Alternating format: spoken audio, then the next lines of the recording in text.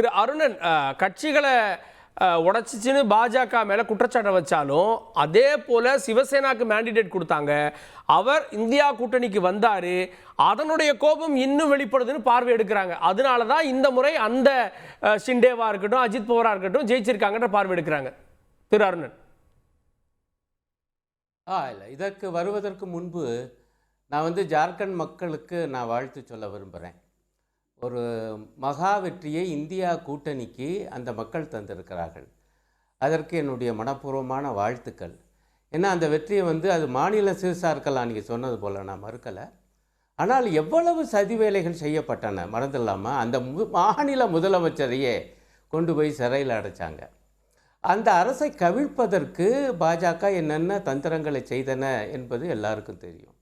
அதையெல்லாம் தாக்கு பிடிச்சி மீண்டும் அவர் முதலமைச்சராகி இன்றைய தினம் அவருடைய தலைமையில் ஒரு பெரிய வெற்றி, மகா வெற்றி இந்தியா கூட்டணிக்கு கிடைச்சிருக்கு. அதன் காரணமாகத்தான் நான் அந்த மக்களை வாழ்த்த கடமைப்பட்டிருக்கிறேன். இப்போ அதேதான் ப்ரொஃபசர், அதே மாதிரியான சிம்பத்தி எல்லாமே இங்கே இருந்ததே. இங்கே 2 கட்சி உடஞ்சிச்சுன்னீங்க, கைது செய்யப்பட்டாங்க, எல்லாமே சொன்னீங்க. இங்கே ஏன் நடக்கலை? பெரிய மாநிலம். அது நியாயமான கேள்வி, அதுக்கு தான் வர்றேன். நான் அதை எதையும் மறுக்கலையே, அதுக்கு தான் அடுத்து வரப்போகிறேன். உங்களுடைய கேள்வி நியாயமான, ஏன்னா நம்ம யதார்த்தத்தை ஒப்புக்கொள்ளணும்ல.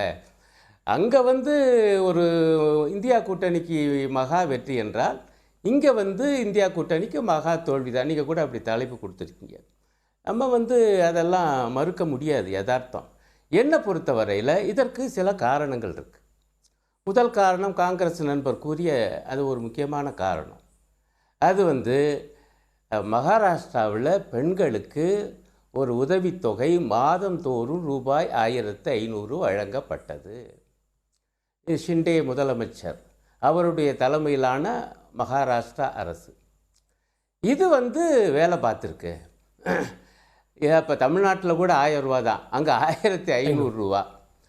அவர் சொன்னது போல் பிரதமர் அவர்களே இந்த மாதிரியான இதெல்லாம் இலவசம், இது பொருளாதாரத்துக்கு உகந்தது அல்ல, இந்த மாநில அரசுகள்லாம் அதுக்கு பாட்டுக்கு அறிவிக்குதுங்க, அதை செய்வோம் இதை செய்வோம் என்று விமர்சனம் பண்ணவர்.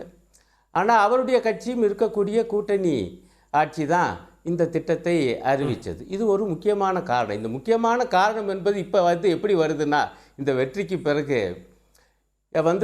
ஊடகங்கள் என்ன சொல்லுதுன்னா, ஷிண்டே கட்சிக்கு எம்எல்ஏக்கள், இப்போ வெற்றி பெற்ற எம்எல்ஏக்கள் குறைவு, பாஜகவுக்கு தான் அதிகம். ஆனால் அவர் தான் மீண்டும் முதலமைச்சர் ஆகணும்னு சொல்கிறாரா? என்ன காரணம்னா, அவங்க கட்சி சரி, அவரும் கூட சொல்கிறதாக செய்தி, இந்த 1500 ரூபாய் மகளிருக்கான திட்டத்தினுடைய தாய் நான் தான். வெற்றிக்கு காரணம் அந்த மகளிர் உதவி திட்டம். அந்த திட்டத்தை கொண்டு வந்தது நான் தான் ஐயா முதலமைச்சர், ஆகவே நான் தான் மீண்டும் முதலமைச்சர் என்று கிளைம் பண்ணுறார் என்று இப்போ கூட நான் சில ஊடகங்கள் செய்திகள், அதாவது அச்சு ஊடகம் உட்பட படிச்சுட்டு வர்றேன். ஆகவே இது ஒரு முக்கியமான வேலை பார்த்துருக்கு என்று தான் நாம் புரிந்து கொள்ள வேண்டும். ஒன்று.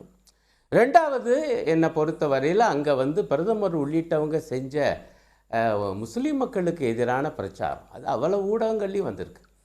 என்னங்க பாருங்கள், ஓட் ஜிகாத்துன்னு ஒன்று புதுசாக ஒரு வாக்கியம், பொதுவாக லவ் ஜிகாத்துன்னு உத்தரப்பிரதேசத்தில் சொல்லிட்டு இருந்தாங்க பாஜக தலைவர்கள். மகாராஷ்டிராவில் என்னன்னா, அங்கே ஓட் ஜிகாத். என்னையா ஓட் ஜிகாத்துனா, முஸ்லீம்கள் கூட்டமாக போய் ஓட்டு போடுறாங்க. அப்போ அவங்க ஓட்டு போடும்போது இந்துக்களை நாம் ஒற்றுமையாக கூட்டமாக போய் ஓட்டு போட வேணாமா?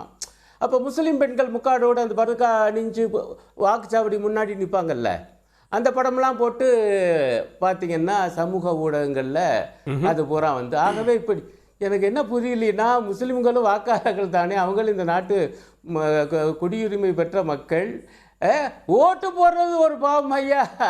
இந்த ஃபேக்டர்ஸ் எல்லாம் தாண்டி தான் ப்ரொஃபசர், இந்த ஃபேக்டர்ஸ் எல்லாம் இருக்கு. இது நுண்ணிய ஆய்வுக்கு உட்பட்டது. இந்த ஃபேக்டர்ஸ் கண்டிப்பா காங்கிரஸுக்கு தெரிஞ்சிருக்கும், உத்தவ் தாக்கரே எல்லாருக்குமே தெரிஞ்சிருக்கும். அவங்களும் இதெல்லாம் கவுண்டர் பண்ற மாதிரி தானே அவங்களுடைய திட்டத்தை வடிவமைச்சிருப்பாங்க.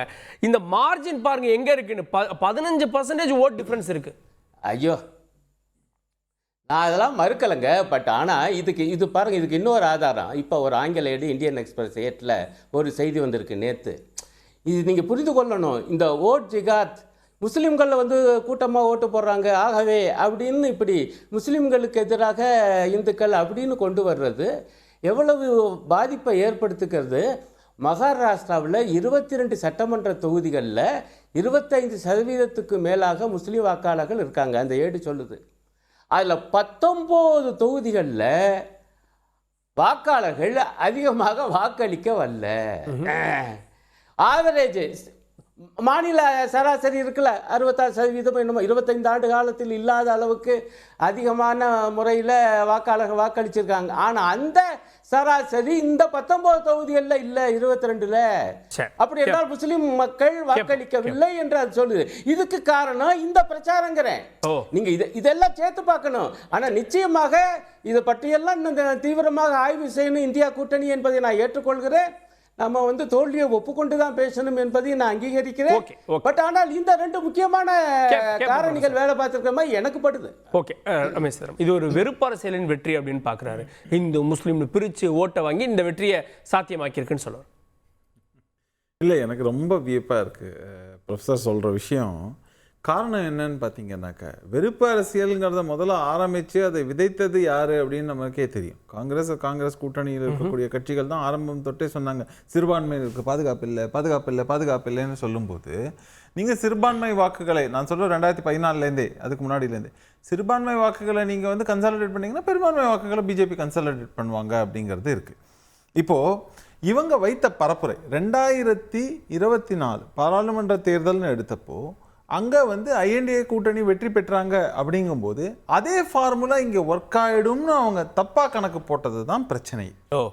ஏன்னா 2 விஷயத்தினால ஒரு சரி ஏன்னா 2024 தேர்தல் அப்போவுமே என்ன நினச்சாங்கன்னாக்கா, அது இன்ஃபேக்ட் ஓப்பனாக நட்டாவே சொன்னார், எங்களுக்கு RSS இது இனிமேல் தேவையில்லைங்க. ஆனால் இன்னைக்கு அந்த நிலைமை தலைகீழாக இருக்குது. அது ஒரு ரிசல்ட்டை கொடுத்துருக்கு அப்படிங்கிறது பார்க்கணும். அது மேல் மட்டத்தில் சொன்னால் கூட அடிமட்டத்தில் இருக்கக்கூடிய எல்லாருமே சொல்லக்கூடிய விஷயம் RSS இல்லாமல் பாஜக இல்லைங்கிற மாதிரியான ஒரு விஷயத்தை யாருமே மறுக்க மாட்டாங்க. இப்போது இப்படி இருக்கும்போது மகாராஷ்டிரம் ஹோம் பெட் ஃபார் RSS அப்படின்னு நம்ம சொல்கிறோம். நாக்பூர் தான் தலைமையகம் அப்படின்னு சொல்கிறோம்னாக்க, ஸோ அங்கே வேலைகளை அந்த மாநிலத்தை பொறுத்தவரை மிகப்பெரிய வேலையை RSS தரப்புலேருந்து செஞ்சாங்க. ஒவ்வொரு லொக்காலிட்டிலையும் அவ்வளவு மீட்டிங் போட்டு எல்லா மக்களை ஒருங்கிணைத்து அவங்களோட பெரிய ஓட்டர்ஸ் டர்ன் அவுட்டுக்கு காரணமே அதுதான். அவங்கள எல்லாம் ஓட்டு போட வச்சாங்க. அதுக்கு இவர் சொல்கிற மாதிரி வெறும் நீங்கள் அவங்க ஓட்டு ஜிகாது அதனால் நீங்கள் போடுங்கிறதெல்லாம் கிடையாது. மக்களோட ஓட்டர்ஸ் டர்ன் அவுட் வரணும்னு. நீங்கள் சிறுபான்மை இருக்கக்கூடிய தொகுதியில் கூட கம்மி போட்டாங்களோ ஜாஸ்தி போட்டாங்களோ சிறுபான்மையினர் போட்டிருக்காங்க. அவங்க பெருவாரியாக ஓட்டு போட்டதுனால தான் நான் அந்த இடத்துலையும் பாஜக வெற்றி பெற்றிருக்கு. நீங்கள் சிறுபான்மைக்கு எதிரானவங்க சொன்னாங்க. அப்போ மக்கள் அதுக்கான எதிர் மேண்டேட் கொடுத்துருக்காங்க. என்ன நம்பிக்கை இல்லை. இப்போ நீங்க அப்படியே சொல்லுவோம் நமக்கு அது ஒரு பதற்றத்தை ஏற்படுத்தி வாக்குல வாங்குறது. என்ன பதற்றம் நீங்க சொல்லுங்க. மகாராஷ்டிராவில் இப்போ நீங்கள் சொல்லக்கூடிய இதில் பெரும்பான்மை அவங்க இருக்காங்க, நிறையா இருக்காங்கன்னு சொல்ல முடியும். அவங்க ஓட்டு டிசைட் பண்ணுன்னு சொன்னால் அங்கே அவங்க ஓட்டு போடாமல் விட்டாங்கன்னா 2 விஷயம்தான். பதற்றம் பயம்லாம் கிடையாது.